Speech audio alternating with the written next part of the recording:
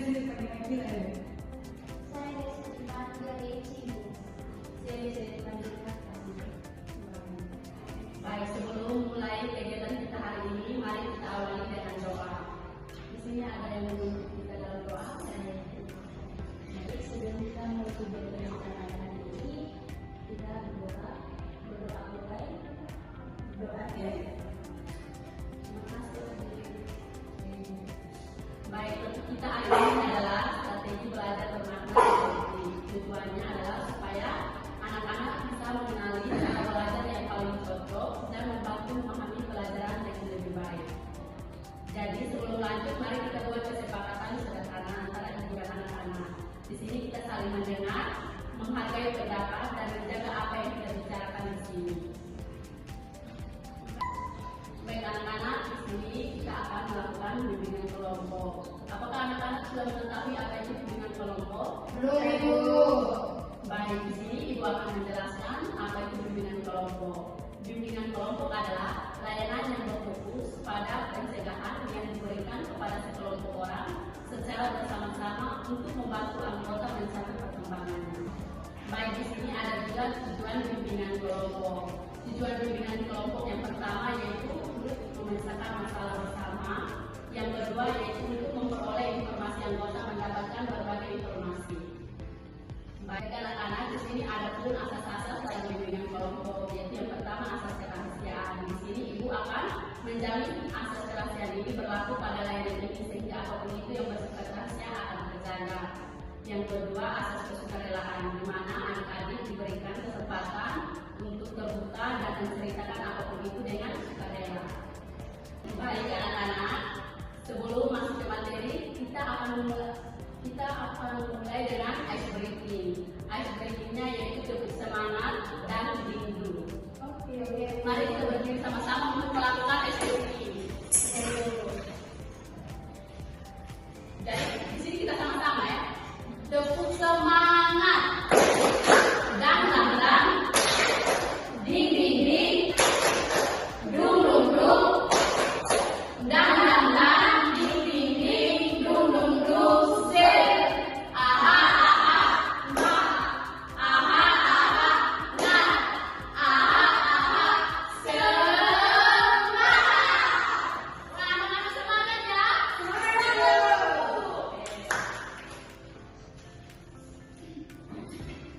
Baik anak-anak, sekarang coba pikirkan saat belajar apakah kalian lebih sering menghafal atau berusaha memahami? Berusaha memahami, bukan kalau menghafal gitu. Baik. Saya biasanya menghafal. Ada yang menghafal, ada juga yang memahami. Baik, di sini Ibu akan menunjukkan perbedaan dua cara belajar yaitu lewat histograma. Tetapi di sini juga Ibu akan menjelaskan melalui poin-poin, tapi karena listriknya padam, jadi kita tidak bisa menggunakan LCD-nya, jadi Ibu hanya bisa menjelaskan secara langsung saja ya. Baik, di sini apa itu? Atau ada anak-anak yang sudah mengetahui apa itu belajar bermakna? Belum. Baik, belajar bermakna adalah cara belajar yang memahami isi pelajaran, bukan sekedar menghafal saja. Dengan cara belajar bermakna, kita lebih mudah mengingat, memahami, dan menerapkan pelajaran dalam kehidupan nyata. Di sini ada juga ciri-ciri dalam belajar bermakna, yaitu yang pertama, menghubungkan pengetahuan baru dengan pengetahuan yang sudah dimiliki.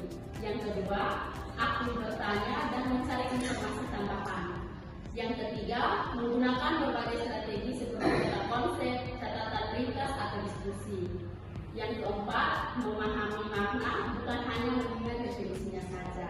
Yang kelima itu mengaitkan materi dengan pengalaman sehari-hari. Baik, di sini ada perbedaan belajar menghafal vs belajar mendalam. Yaitu belajar menghafal ada mengingat faktanya saja, yang kedua itu cepat lupa, yang ketiga pasif, dan yang keempat sulit diterapkan di situasi baru. Sedangkan belajar mendalam yaitu contohnya seperti memahami makna dan hubungan antar konsep. Yang kedua, lebih lama tersimpan di ingatan. Yang ketiga, aktif mencari tahu. Dan yang keempat, mudah menerapkan di situasi baru. Di sini juga Ibu akan menjelaskan tentang manfaat pembelajaran mendalam. Manfaat pembelajaran mendalam ada 5 ya.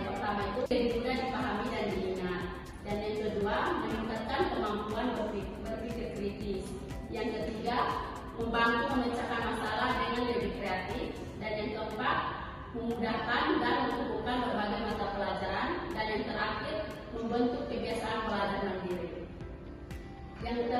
Materi yang terakhir yaitu contoh strategi belajar mendalam. Contoh strategi belajar mendalam itu yang pertama, membuat peta konsep untuk materi yang dipelajari. Yang kedua, menulis catatan ringkas dan kata-kata sendiri. Dan yang ketiga, melakukan diskusi dengan teman-teman untuk memperdalam pemahaman. Dan yang keempat, memberi contoh nyata atau praktik sederhana. Dan yang terakhir, merefleksikan apa yang sudah dipelajari dengan bertanya apa, mengapa, dan bagaimana. Baik, sekian materi dari Ibu. Di sini kita akan melakukan sosial drama. Apakah Ibu minta 3 orang anak untuk berperan dalam sosial drama ini ya? Baik, di sini ada yang bawa HP. Ada Ibu. Baik, Ibu akan mengirim lewat grup WhatsApp kelas kita ya. Apakah sudah terkirim? Sudah Ibu. Ibu minta 3 orang anak untuk maju ke depan. Ada Ibu.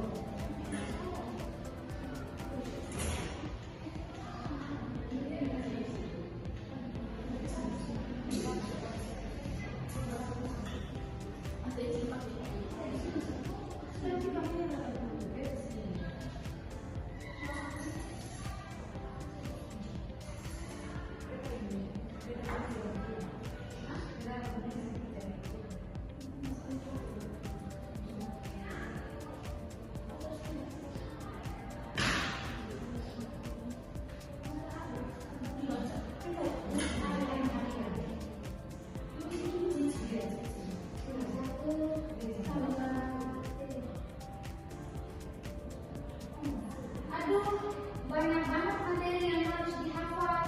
Aku harus hafal semua ini malam juga. Aku nggak hafalin semua. Aku nggak hafalin semua.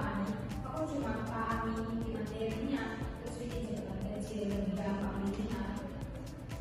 Hah? Kalau nggak hafal semua, nanti kalau ditanya gimana? Justru kalau paham kita bisa jawabin hafal sendiri. Kalau hafal kata gimana? Duh, aku lupa lagi kalimatnya. Kemarin padahal aku udah hafal semua. Tenang aja, kalau paham alurnya jawabannya bisa ketemu sendiri.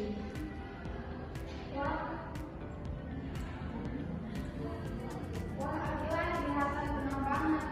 Aku jadi pengen belajar kayak Akila. Aduh, aku kayaknya lupa deh semua hafalanku. Kayaknya cara belajarku udah salah deh. Gak apa-apa, Ani. Kita belajar dari pengalaman. Yuk, kita belajar dengan cara memahami bukan cuma hafal. Iya, mulai sekarang aku ikut cara belajar kamu. Akila, lebih santai tapi masuk ke otak. Oke, terima kasih anak-anak. Sama Ibu.